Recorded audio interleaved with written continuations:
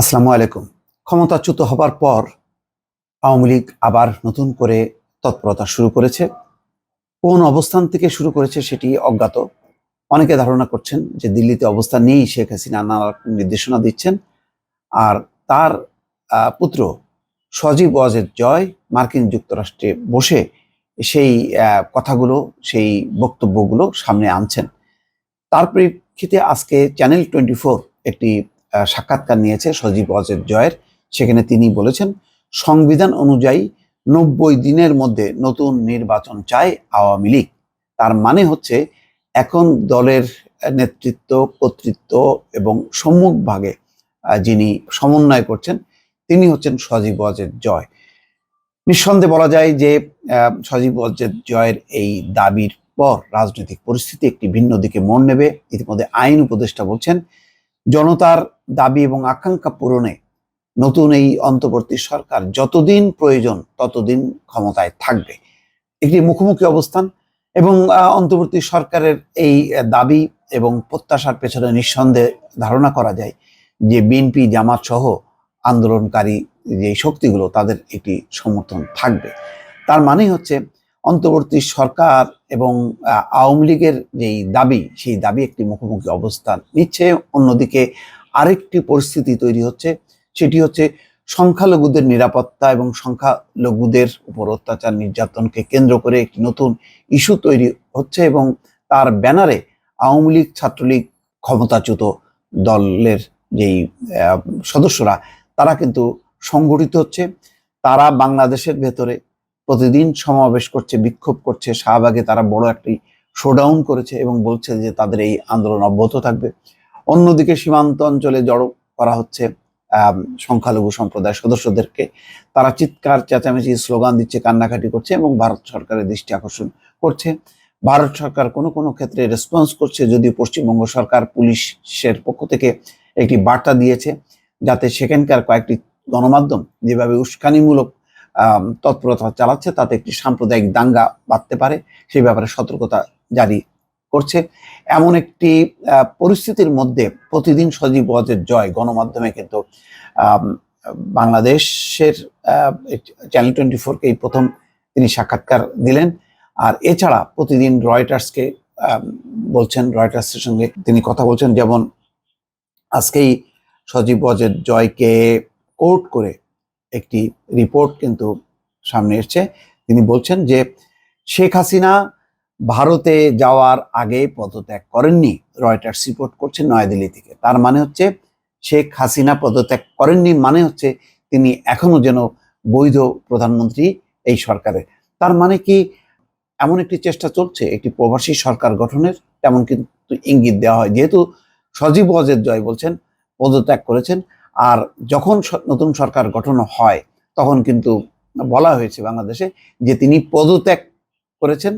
পদত্যাগ করে তিনি গণভবন থেকে বঙ্গভবনে যান, বঙ্গভবনে পদত্যাগ করে তারপর তিনি দেশ ছাড়েন। তাহলে কোনটা সত্য?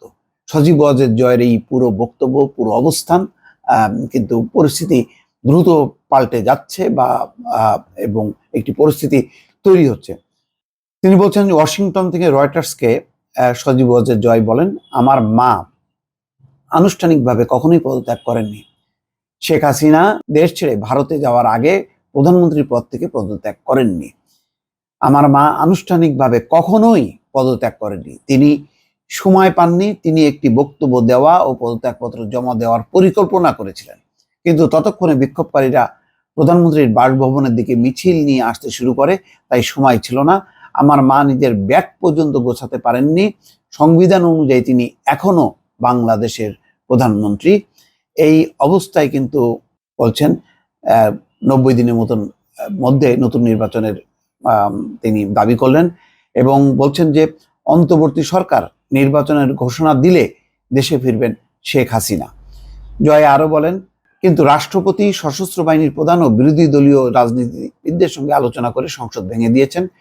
প্রধানমন্ত্রীর আনুষ্ঠানিক পদত্যাগ ছাড়া অন্তর্বর্তী সরকারের গঠন আদালতে চ্যালেঞ্জের মুখে পড়তে পারে। প্রধানমন্ত্রীর আনুষ্ঠানিক পদত্যাগ ছাড়া অন্তর্বর্তী সরকারের গঠন আদালতে চ্যালেঞ্জের মুখে পড়তে পারে। তার মানে কি সেই লক্ষ্যেই আজকে ফুল কোর্ট আহ্বান করেছিলেন প্রধান বিচারপতি, জুডিশিয়ারি কু, অর্থাৎ উচ্চ আদালত থেকে, সুপ্রিম কোর্ট থেকে যদি ঘোষণা করা হয় যে বর্তমান সরকার অবৈধ এবং শেখ হাসিনা এখনো বৈধ প্রধানমন্ত্রী, তাহলে তো একটা নতুন একটি সাংবিধানিক সংকটের মধ্যে পড়ে দেশ। এবং বিশ্বের যারা ইতিমধ্যে অভিনন্দন জানিয়েছে, নতুন সরকারের সঙ্গে কাজ করার প্রত্যয় জানিয়েছেন, তারা হয়তো ভাববে যে এই সরকারকে সাথে আমরা কাজ করব কিনা। ইতিমধ্যে যদিও নরেন্দ্র মোদী শুভেচ্ছা জানিয়েছেন ডক্টর ইউনূসকে, কিন্তু পরিস্থিতি যদি উচ্চ আদালত, সুপ্রিম কোর্ট থেকে এই ঘোষণা দেয় যে এই সরকার অবৈধ, প্রধানমন্ত্রী হিসাবে শেখ হাসিনাই বৈধ, তাহলে কিন্তু একটি পরিস্থিতি তৈরি হবে। তিনি বলছেন যে রয়টার্সকে 3 মাসের মধ্যেই এই নির্বাচন হতে হবে।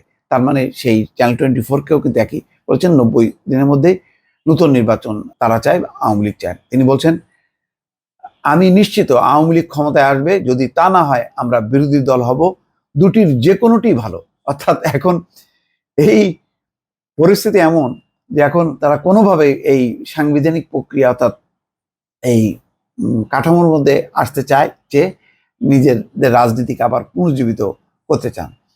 বিএনপি চেয়ারপারসন খালেদা জিয়ার সাম্প্রতিক বক্তব্যকে উৎসাহব্যঞ্জক বলেছেন জয়। বলেছেন খালেদা জিয়া তার বক্তব্যে অতীতকে না টানার কথা বলেছেন। এটা শুনে আমি খুব খুশি হয়েছি। আসুন আমরা অতীতকে ভুলে যাই। অতীতকে বলা সম্ভব? এই ছাত্র জনতার বুকের এত তাজা রক্ত, 15 বছরে শাসন, জুলুম, নির্যাতন, এইগুলি ভুলে যে সামনের দিকে অগ্রসর হওয়া, এটি তো ক্ষমতায় থাকতে আওয়ামী লীগ করতে পারতো। কিন্তু আওয়ামী লীগ তো ক্ষমতায় থাকার শেষ দিন পর্যন্ত যে পরিমাণে মানুষের রক্ত নিয়েছে, যে পরিমাণ প্রাণ দিতে হয়েছে, এখন তিনি অদ্ভুতভাবে বলছেন যে খালেদা জিয়া তার বক্তব্য অতীত টানেন। অতীত কেউ টানেননি, প্রফেসর ইউনূসও টানেননি, খালেদা জিয়াও টানেননি, তারেক রহমানও টানেননি। কারণ তাদের একটাই লক্ষ্য, দেশকে ঐক্যবদ্ধ করা।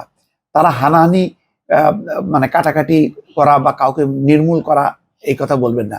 কিন্তু এই কথা তো অবশ্যই দাবি করবেন যে সকল হত্যাকাণ্ডের, গত 15 বছরের জুলুম এবং নির্যাতনের বিচার, সেই বিচার তো করতে হবে।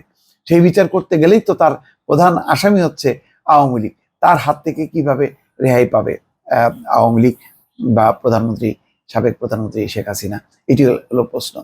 তিনি বলছেন, আসুন আমরা অতীতকে ভুলে যাই, প্রতিশোধের রাজনীতি পরিহার করি। আমরা একসঙ্গে কাজ করতে যাচ্ছি, তা ঐক্য, জাতীয় ঐক্য সরকার হোক বা অন্য কিছু হোক, এখন ঐক্যের কথা বলছেন। এগুলোর সবই হচ্ছে মানে পরাজিত হবার পর বেঁচে থাকার জন্য, আত্মরক্ষার জন্য এই চেষ্টা। যাক, বোধোদয় হয়েছে, এটা অবশ্য ভালো। সজীব অজেদ জয় বলেন, বাংলাদেশে গণতান্ত্রিক নির্বাচনের আয়োজন ও গণতন্ত্র পুনরুদ্ধার করতে তিনি বিএনপির সঙ্গে কাজ করতে ইচ্ছুক ছিলেন। সামনে এগিয়ে যেতে তিনি তাদের সঙ্গে কাজ করতে চান। দেখেন, তিনি ইচ্ছুক ছিলেন, কোনোদিনও একবারও বিএনপির সঙ্গে আলোচনার উদ্যোগ নিয়েছে? বিএনপিকে তো জঙ্গি, জামাত, তাদেরকে নির্মূল করা, উচ্ছেদ করা, এই কথাই বলেছে।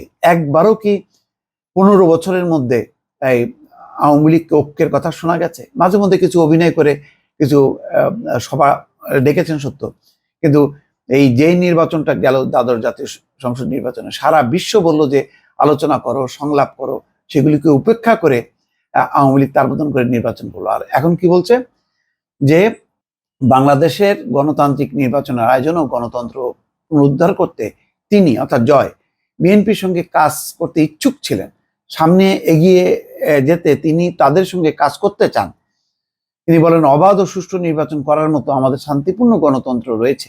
তিনি আরো বলেন, আমি বিশ্বাস করি রাজনীতি ও সমঝোতা খুব গুরুত্বপূর্ণ। এখন মনে হচ্ছে, হাই রে, কি ছিল বয়ান! সেই বয়ানগুলি যদি এখন রেকর্ড করে বাজানো হয়, তাহলে তো বাংলাদেশের বিএনপি, জামাত সহ অন্য কোনো বিরোধী দল নাই, শুধুমাত্র আওয়ামী লীগ ছাড়া। এবং সেইটাই তো প্রতিষ্ঠা করা হয়েছিল। কোনো অস্তিত্ব ছিল বিরোধী দলের? তিনি আরো বলেন, আমি বিশ্বাস করি রাজনীতি ও সমঝোতা খুব গুরুত্বপূর্ণ। আমরা তর্ক করতে পারি, আমরা কোনো বিষয়ে অসম্মত হওয়ার বিষয়ে একমত হতে পারি, আমরা সবসময় সমঝোতার পথ খুঁজতে পারি। এখন আন্তর্জাতিক, ইন্টারন্যাশনাল বক্তব্য দিচ্ছেন তিনি। এমন অথচ এই জয় তার স্ট্যাটাসে যে সমস্ত বাণী দিত, সেই বাণীতে কখনো কেউ সমঝোতার কথা শুনেছে? বিএনপি, জামাতকে স্বাধীনতা বিরোধী শক্তি বলা ছাড়া, রাজাকার বলা ছাড়া আর কিছু বক্তব্য কখনো কি ছিল? দর্শক, একটু খেয়াল করে দেখেন, আজকে দেখেন তার কণ্ঠে কি উচ্চারিত হচ্ছে। আওয়ামী লীগের পক্ষ থেকে প্রধানমন্ত্রী পদপ্রার্থী হবেন কিনা এমন প্রশ্ন জবাবে বলেন, এই মেয়াদের পর আমার মা যেভাবেই হোক অবসর নিতে চেয়েছিলেন। দল যদি আমাকে চায় হয়তো রাজি হব, বিষয়টি আমি নিশ্চিতভাবে বিবেচনা করব। তার মানে এক ধরনের প্রধানমন্ত্রীর পদপ্রার্থী হওয়ার জন্য জয় তার আকাঙ্ক্ষার কথাটা কিন্তু সামনে নিয়ে আসলেন। অর্থাৎ শেখ হাসিনা যে আর রাজনীতিতে নাই এটা পরিষ্কার, কিন্তু তারপরেও তো একটা পরিস্থিতি তৈরি করার জন্য চেষ্টা করছে, এটা বলাই যায়। আন্দোলনরত শিক্ষার্থীদের দাবি অনুযায়ী শেখ হাসিনা বিচারের মুখোমুখি হতে রাজি ছিলেন। আটক করার হুমকি আমার মাকে কখনো বিচলিত করেনি। আমার মা কোনো ভুল করেননি।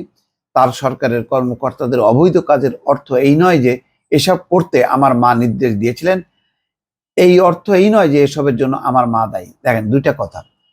এখন বলছে যে আমার মা বিচারের মুখোমুখি হতে রাজি ছিলেন, আটক করার হুমকিতে বিচলিত হননি, আমার মা কোনো ভুল করেননি। বলছেন যে এখন কর্মকর্তাদের উপর চাপা দিচ্ছে, অর্থাৎ এই যে যেই রক্তপাত হয়েছে সেই রক্তপাতের নির্দেশ তার মা শেখ হাসিনা দেননি, কর্মকর্তারা করেছেন। তার দায় কেন নেবে? চোখ পল্টি দিল। এটাই হয়। বিক্ষোভ চলার সময় মানুষকে গুলি করার নির্দেশ দেওয়ার জন্য সরকারের মধ্যে কে দায়ী তা অবশ্য বলেননি জয়।